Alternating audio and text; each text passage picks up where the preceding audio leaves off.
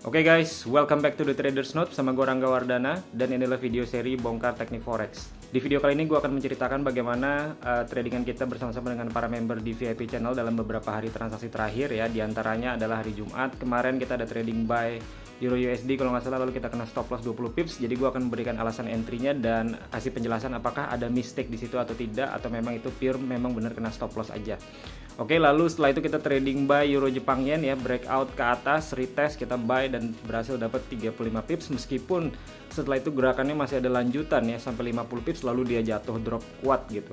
Oke, dan kemarin kalau nggak salah hari Senin kita dapat buy gold ya, dan itu bisa dapat TP 40 sampai 60 pips, dan pada hari ini kita berhasil trading sell di gold juga, dan saya berhasil exit 60 pips padahal sebenarnya masih ada ruang gerakan ke bawah ya sampai ke planningnya seperti itu. Oke, tujuan dibikin video seperti ini adalah untuk referensi bagi kalian ya tentang bagaimana caranya trading, dan saat ini kita trading fokus di day trading. Oke, sebelum kita mulai jangan lupa untuk klik like, subscribe, dan share. Klik juga link di bawah ini di deskripsi untuk kalian bergabung di channel telegramnya The Trader's Note. Mari kita masuk ke konten materi. Oke guys, sekarang kita udah mulai masuk ke chart dan kita akan bahas beberapa tradingan kita satu persatu. Yang pertama itu untuk Euro USD pada hari Jumat ya. Jadi di sini kita go to hari Jumat 21 Oktober. Nah, oke, ini dia chartnya. Oke, ini adalah chart M30 ya untuk si Euro USD, dan di sini saya pakai indikator session Asian session ya. Jadi kalau kalian perhatikan yang kotak biru di sini, ini adalah sesinya Asia jam 6 pagi sampai jam 11 siang, dan cara saya trading itu adalah kita biarkan range Asia terbentuk. Setelah itu kita tunggu bagaimana pergerakan harga dia keluar dari range Asia ke atas atau ke bawah, dan kita sudah mapping dulu nih support resistance penting ya di luar daripada range-nya Asia. Dan di Euro USD ini pada saat itu ya saya perhatikan di atas ini ada level yang penting yaitu 0.9825, jadi saya mapping seperti itu dan saya hitung jaraknya. Oke, itu adalah 42 pips, jadi cukup lumayan ada ruang ke atas gitu ya. Jadi saya tunggu dia breakout, dan di sini dia breakout ya. Setelah breakout saya tunggu juga candlenya bahwa setelah breakout dia nggak langsung jatuh, ada semacam gap di sini ya dari high candle sebelumnya dengan low candle setelahnya setelah breakout tersebut, dan itu bagi saya merupakan sebuah konfirmasi breakout yang baik ya.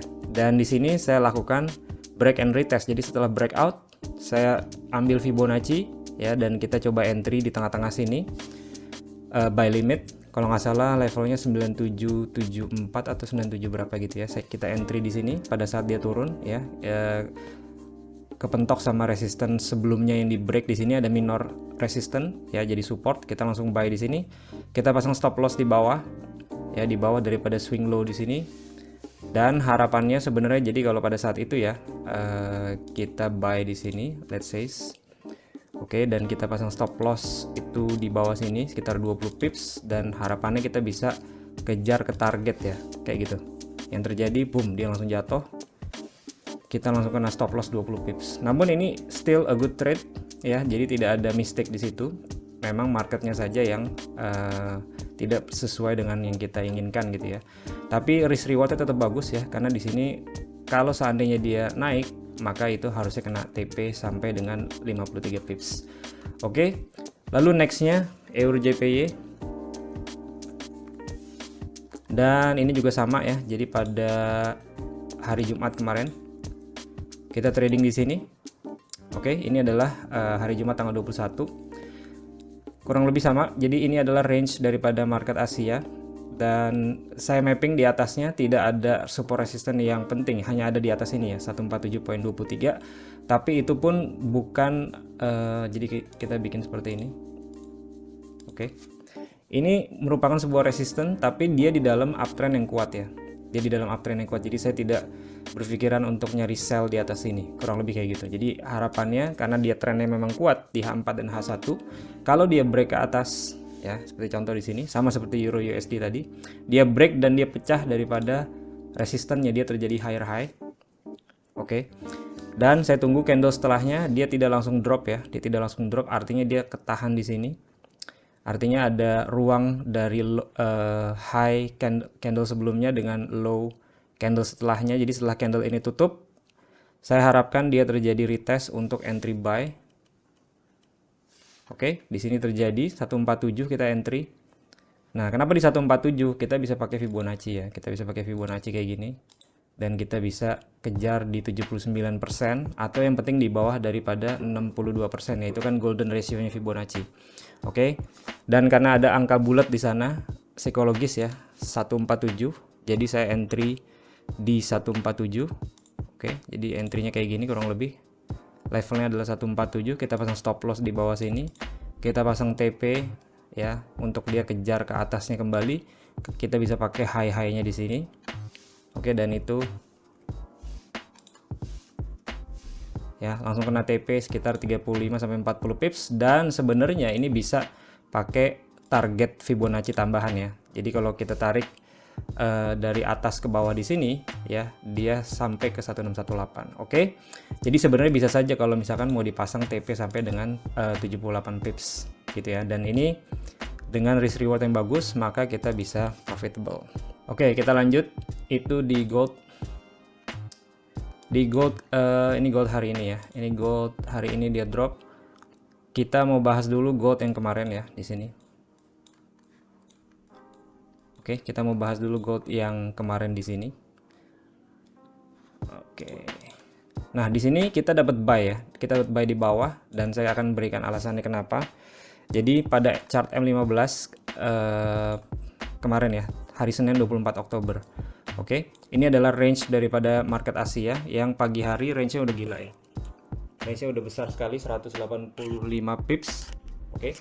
Kalau ada range besar seperti ini, biasanya kalau dia keluar daripada range tersebut akan terjadi fake out ya, karena range-nya udah besar. Jadi dia keluar, expect untuk terjadi fake out. Pertanyaannya, fake out-nya kemana?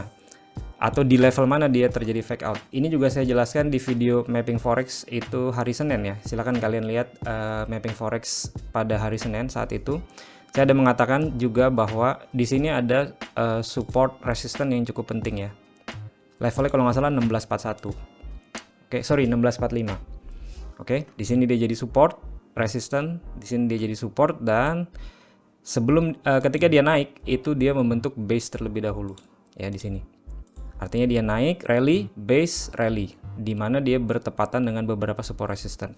Dan ini adalah range daripada ya, ini range daripada ini adalah level di luar daripada range-nya Asia. Oke, dan saya hitung jaraknya dari sini ke bawah. Itu cukup besar, 96 pips ya. Jadi kalau jaraknya besar dan saya berharap fake out di bawah, artinya ketika dia kena level tersebut, ini kan kena nih 1645. Kalau jaraknya itu pendek, saya berani langsung buy limit gitu kurang lebih. Tapi kalau jaraknya itu agak besar ya, agak lumayan besar, maka saya menunggu reaksi harga. Oke. Dan reaksi harga yang saya tunggu biasanya itu dua, inside bar ya. Jadi dia turun ke bawah, dia bentuk inside bar, itu paling enak. Kalau dia ketemu inside bar, kita bisa trading dengan menggunakan candlestick pattern inside bar ya. Saya pernah bikin video tentang cara entry candlestick pattern inside bar, dan ini disclaimer ya, bukan berarti inside bar itu kalian bisa tradingkan setiap kali ada inside bar. Inside bar yang bagus adalah inside bar yang dia sebagai teknik entry doang gitu ya. Jadi pastikan kalian mapping terlebih dahulu. Kalau mappingnya udah ketemu, dia seperti contoh di sini, saya mengharapkan dia fake out di 1645, kebentuk inside bar, itu merupakan teknik yang enak untuk entry. Namun yang terjadi di sini dia bukan inside bar ya. Kita majuin satu persatu. Oke. Di sini dia membentuk swing low, dia naik, saya tunggu dia bentuk swing high. Nah, oke. Jadi swing high itu candle seperti ini. Jadi dia naik, naik lalu turun, maka ini disebut dengan swing high. Saya tunggu swing high ditembus ya. Oke. Di sini dia udah mendekati, jadi kalau kita perhatikan di sini high-nya adalah 1650, tapi bukan berarti entry langsung ketika tembus 1650. Nah, setelah dia tembus ya, di sini 1650 dan di sini high-nya kan lebih tinggi ya. High-nya 1650.3. Artinya candle yang ini dia tembus, dan setelah candle itu tembus kita buy limit ya. Di mana kita buy limit? Saya pasang buy limit di candle momentum yang di sini. Oke. Dan kalian perhatikan di candle momentum yang ini high sebelumnya dengan low setelahnya ini ada sedikit gap ya, dan itu levelnya 1648. Kita entry buy limit di 1648. Oke, di sini dia kena 1648. Dan kita kurang lebih entry-nya kayak gini ya. Nah, jadi kita pasang stop loss di bawah swing low di sini dan kita pasang SLTP 1:1,5 lah at least ya. Oke, dan ini dia berhasil kena TP ya, sekitar 57 pips sampai 60 pips. Setelah itu dia sideways ya, karena tujuan daripada pergerakan hari itu hanya membuat fake out saja, dan fake outnya itu dia kembali ke dalam range Asia atau dia ketemu dengan support resistance sebelumnya, maka itu udah cukup ya. Kita bisa pasang juga SLTP 1:1 ya, kalau misalkan menggunakan candlestick pattern seperti ini untuk mempertinggi probability. Oke, lalu yang terakhir saya akan bahas tradingan hari ini ya, dimana kita berhasil sell di 1652. Awalnya 1652,5 tapi saya ganti di 1652 ya. Kenapa demikian? Nah, kali ini hari ini ya saya entry sell itu di dalam range-nya Asia. Jadi kita entry sell di sini. Alasannya kenapa? Alasannya begini. Oke. Kalau misalkan dia sejak pagi ya, pergerakannya itu dia jelas ya. Dari kemarin ini kan kalau di supply and demand ya, ini namanya momentum dan ini namanya adalah compression. Oke, kalau di materi supply and demand. Kalau di analisa teknikal biasa ya, analisa teknikal klasik, ini disebut dengan impulsif ya, gerakan impulsif, gerakan momentum ke bawah, dan ini merupakan gerakan korektif ya. Jadi ini kalau di Elliott wave itu ini impulsive wave, ini corrective wave. Nah, ketika terjadi seperti ini ya, dan dia membentur area supply and demand yang bagus ya, supply and demand tuh seperti contoh di sini dia drop, di sini dia naik sedikit, lalu dia drop kuat ya. Dan kita mapping sebelum dia drop kuat di sini, kita mapping di sini. Oke. Nah, ketika ini terjadi, meskipun dia di dalam range Asia, tapi ini dia jelas ya impulse dan corrective wave seperti ini ya, atau dia compression kalau di supply and demand. Ketika dia candle M30 ini drop ke bawah, ini saya matikan ya untuk sesi Asianya biar nggak bingung. Oke, ketika ini turun ke bawah kuat, saya lihat di sini ya, ini merupakan candle momentum dan dia ada jarak ya antara low candle sebelumnya dengan high candle setelahnya. Oke. Jadi di level tersebut lah 1652 saya pasang sell limit ya di sini.